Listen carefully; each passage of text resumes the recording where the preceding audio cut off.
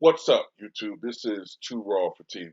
So I thought about talking about this yesterday because I was noticing it on like ESPN and Fox Sports and and some other independent sports outlets.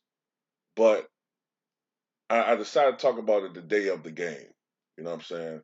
When people could really talk about it and look forward to the game. You know what I'm saying? So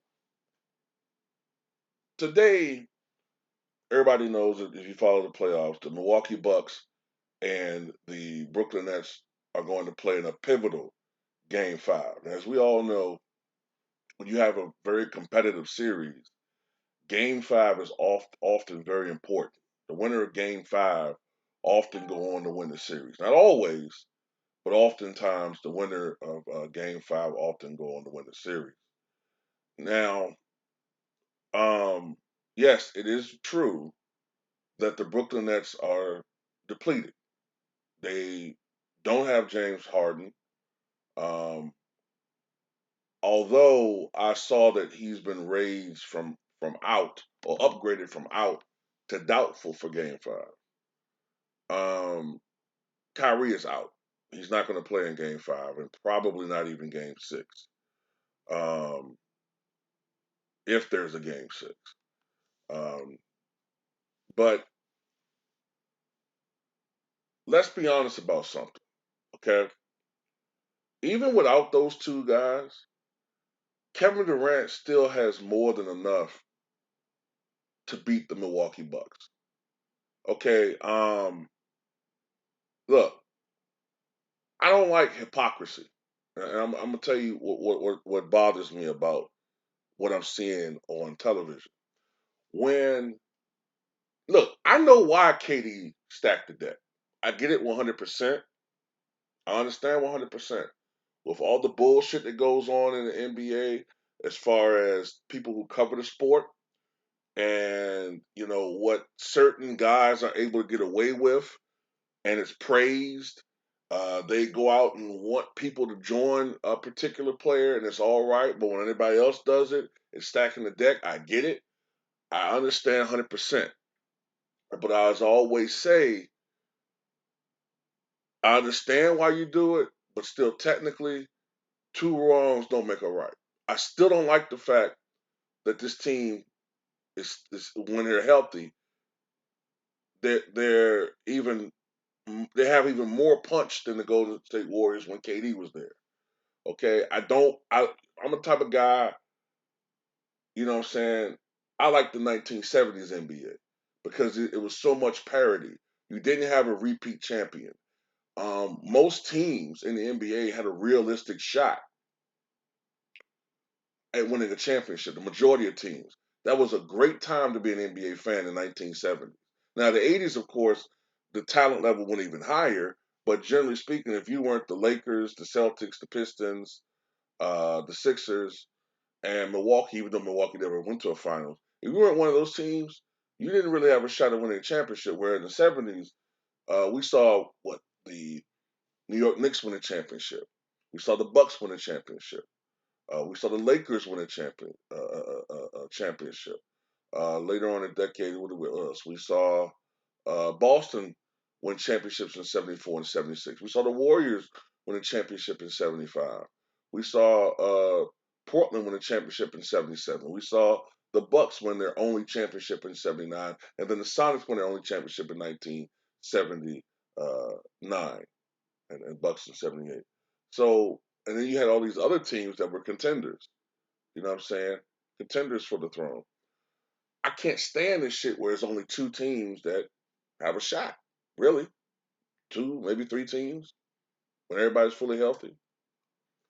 Um, so this is one of those years where, because of injuries, other teams have shots. Because if it wasn't for injuries, we know it'd probably be just two teams they talk about. You know what I'm saying? But this is the thing.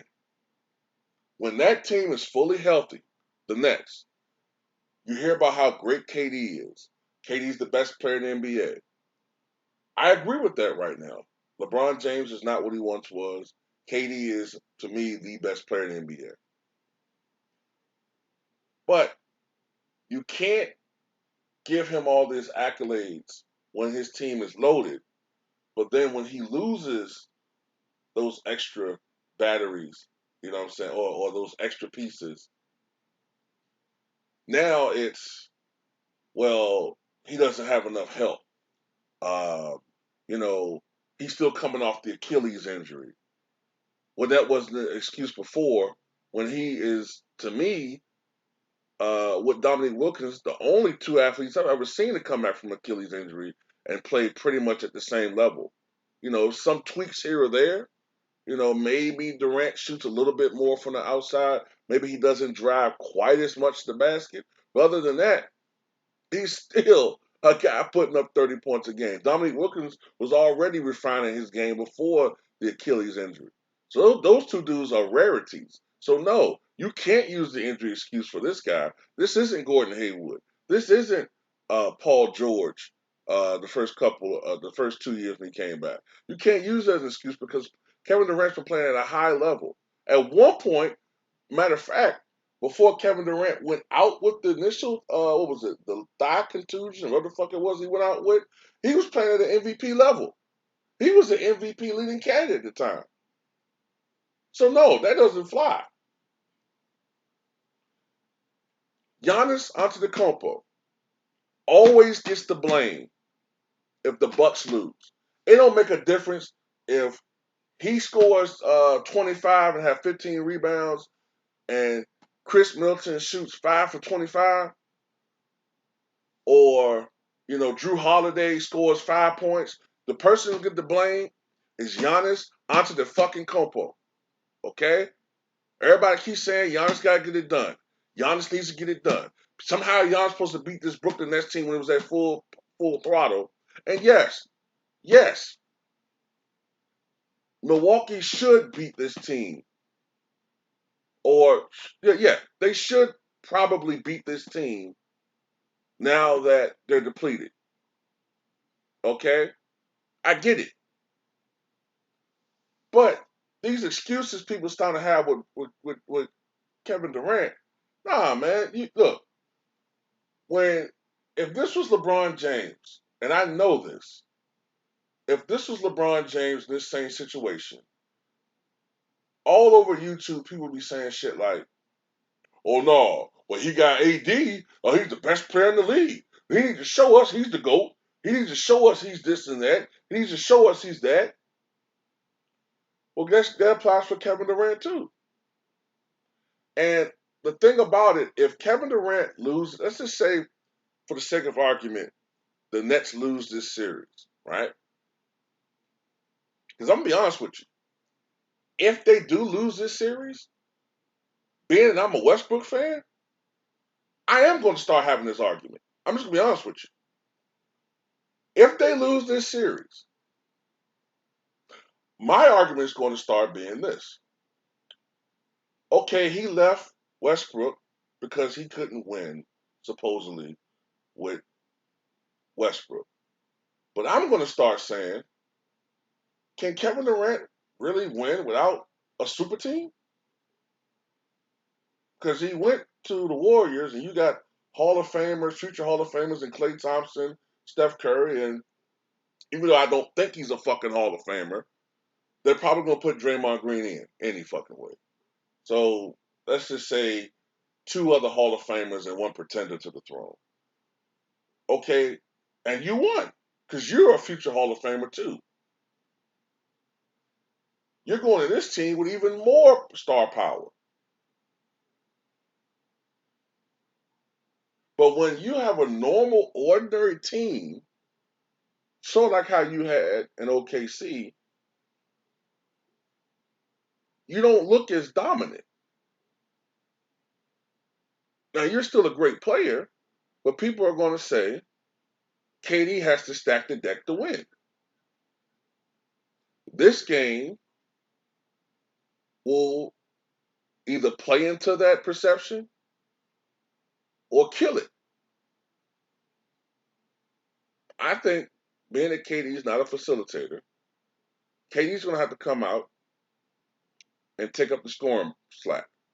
He's going to have to, depending on how other people perform for the team, he's going to have to come out and score at least 40 points. And I also want to say this too, okay?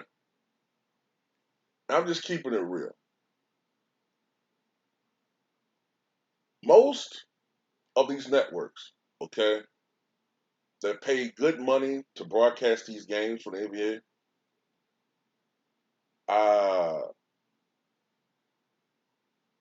they would prefer, because the ratings dictate their revenue, they would prefer, now that the Lakers out, I think they would prefer, this is just my opinion, okay? They would prefer a Clippers and Nets final. Now, I'm not saying that the NBA is going to just overtly rig everything and make it too obvious, you know what I'm saying? But the NBA would prefer a Nets Clippers finals, in my opinion, for what's the option out there now, okay? So when you have analysts that are employed by these stations say shit like, um, watch out for Tucker and his fouls on Durant, or something like uh, uh, uh, watch out for Giannis trying to start strong. If Giannis got into foul trouble, that could cause problems for the Bucks. You know, watch out for key things like that, because to me,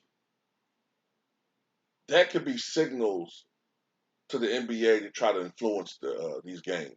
Okay, look, I'm not saying the NBA is rigged, but we've watched the NBA for so long. We know sometimes some shit happens. I'm just saying. Um, but other than that, though, KD has to show up and carry the day, man. Because fuck that. It don't matter who it is. You can't be a superstar. I don't like when they keep saying someone's a superstar and someone is this and that and they get passes. Because for instance, I'm giving Nikola Jokic one more fucking year, okay? Because some people say, man, well, Mike, he kind of just started becoming a star.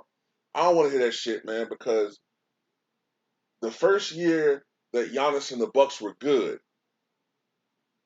and they got eliminated by Toronto, people were shitting on Giannis immediately. Or as Dollar Bill would say, immediately.